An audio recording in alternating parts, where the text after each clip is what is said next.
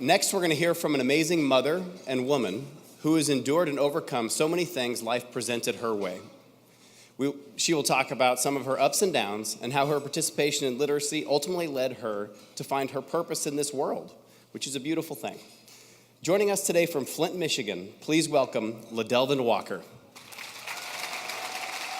Thank you, Josh, for introducing me. He said he was going to do a good job now. He did. Good morning, everybody. Man, I thought everybody was going to be on the plane going back home today. I'm going to have about 15 people in this room. You surprised me. But thanks for being here to support.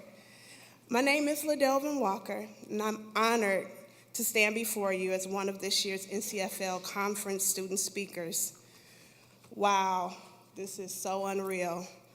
Just last year, I was an attendee at the conference, and now I'm a speaker.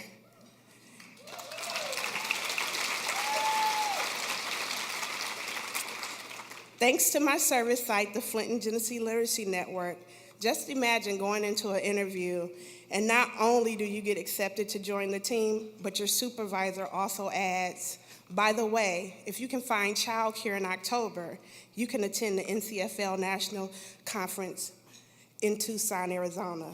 I was like, heck yeah. Attending last year's conference in Tucson was great. Family literacy was such a pivoting point in my life. I would like to share a little bit about my life's journey, if that's all right with you.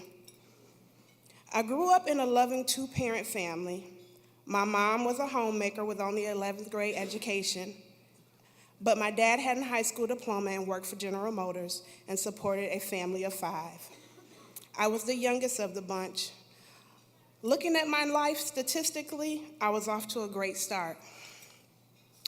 In a middle-class, two-parent household, my mom always wanted the best for her children. Being the youngest by far too many years, I watched my older siblings graduate from high school, go off to college, obtain degrees or trades. We all know with life, change comes. And by the time I was in the 2nd grade, my mom thought it would be a good idea to transfer me from my current community school to a magnet program. And because the school had to meet their quota for little black and brown children, so off I went to a new school to make new friends, but the teacher was not a friend of mine. She would pull me into the hallway and say terrible things to me and belittle me. Mind you, she was also a black woman. I would go home in tears, but my mom just thought I wasn't telling the truth until I failed the 2nd grade, not because of my grades, but because I was not mature enough to go to the 3rd grade, which she told my mother, and my mom accepted that I failed the 2nd grade. At this time, my mother took me back to my community school where I did great and was on the honor roll. Life changes kept happening. By 3rd grade, my parents were divorced. Shortly after that, my dad passed. 7 months later, my brother was murdered in California. So could you imagine the trauma? I felt like my life was over before it began. I found a love in music, teaching myself how to play the clarinet to catch up with the other band kids because I was a year behind. This is where I shined. And I played through middle school and high school in the marching band. By high school, I was struggling academically, especially in math, and I remembered my 11th grade teacher who taught pre-algebra. She spoke minimal English, so I just stopped going to class. I attended all my other classes, but that was not enough. I was informed by my off-campus instructor that my high school had disenrolled me for unexcused absences. I was 16, so I enrolled myself into an alternative school without my mother's permission. Could you imagine how hard that was?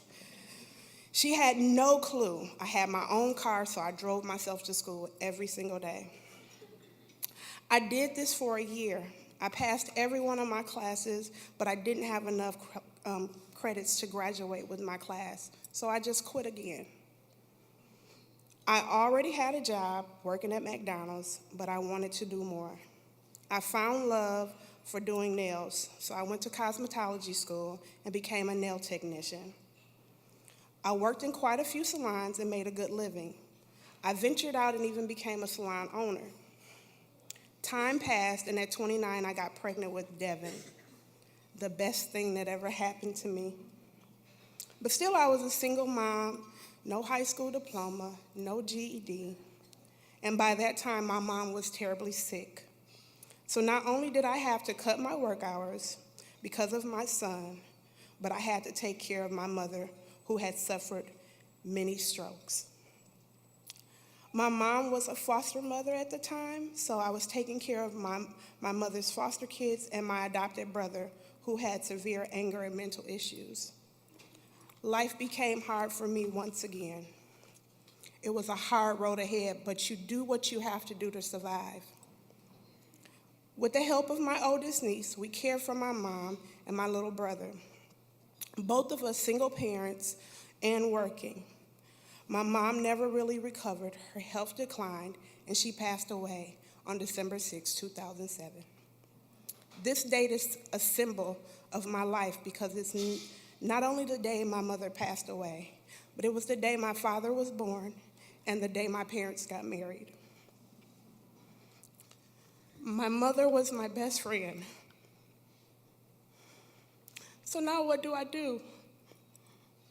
I was lost. And I really don't remember those first 2 years after her passing.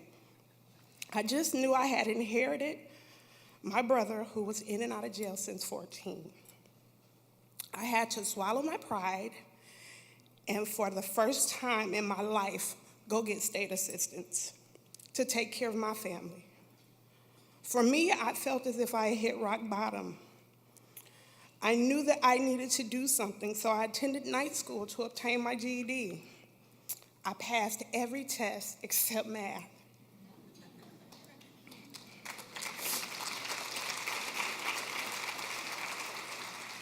I got married shortly after, and then I got pregnant with my youngest son, Desmond. And I had some complications, so I closed my salon and came home. I also said that I would go back to get my GED, but I didn't want to keep feeling like a failure. I lived in my childhood home, and believe it or not, the Flinton Family Literacy Program was directly across the street. I would pass by and see signs for GED prep and pass right by them for years. I finally stopped and got contact information and called. That was the best choice I ever made. I went into intake and met Miss Kiana Dawson. When she asked me what brought me to the program, I replied, my boys. I also told her that my goal was to be done with my GED in 90 days. She informed me that 90 days was not possible because it was a family literacy program and it was a year-long program. And I really didn't want to do anything in a year because I already had a lot to do. I wanted my GED and that was it. I also told her that it was my private struggle. It wasn't something that I wanted to share with the community. My exact words were, I deal with people that are highly educated and I don't want them to look at me different because I don't have my high school diploma. I didn't want to be looked down on. The Family Literacy 2-Gen approach was great because I went from being a good mom to becoming an amazing, involved parent in both of my boys' education. Thank you. And that was while I was meeting my own educational goals. Families learning together as lifelong learners is the best way of pulling families out of generational poverty.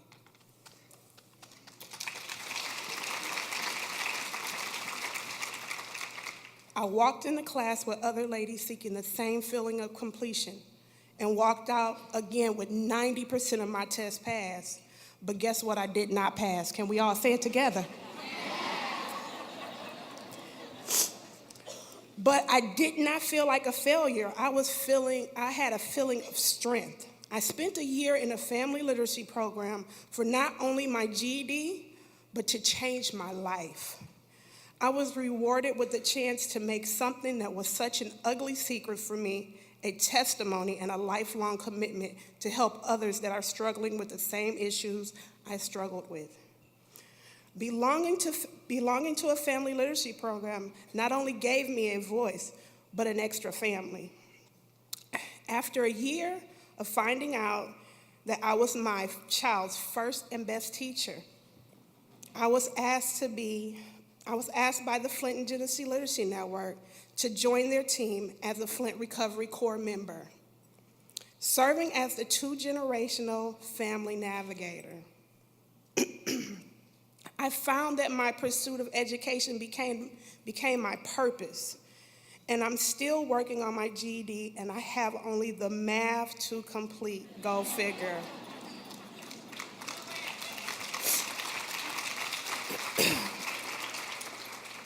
I am receiving one-on-one tutoring as we speak and should be a GED recipient very soon. I intend to enroll in Mott Community College to further my education. I want to continue helping families learn together as one unit. I plan on telling them that sometimes desperation will allow you to reach your destination. And I know this to be true because I once was desperate. I want to just take a minute and say thank you to Ms. Kiana Dawson and Ms. Danielle Brown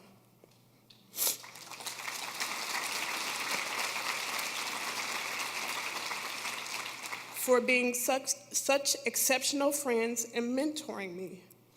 I would also like to say thank you to the Toyota Corporation and Sharon Darling and the National Centers for Family Learning for their support. And thank you for allowing me to share my story. Thank you.